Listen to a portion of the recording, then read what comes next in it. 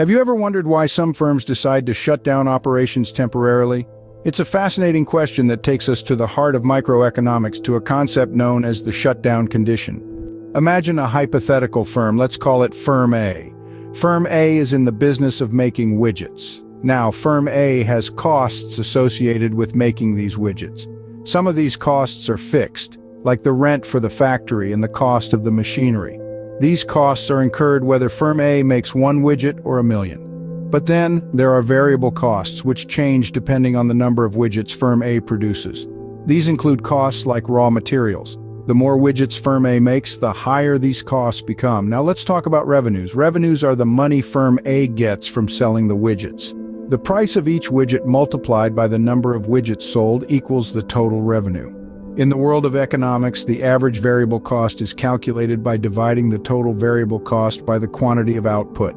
It represents the cost of producing one additional widget.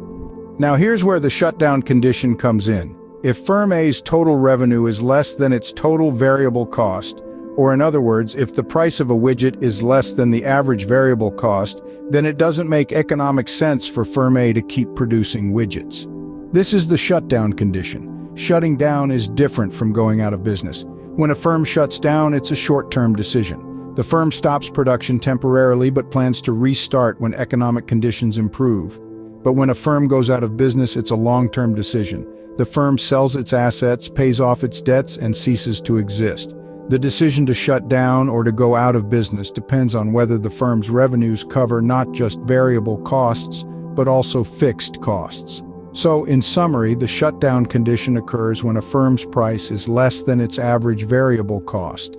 This means the firm's revenues do not cover its variable costs, and it makes economic sense to cease production temporarily.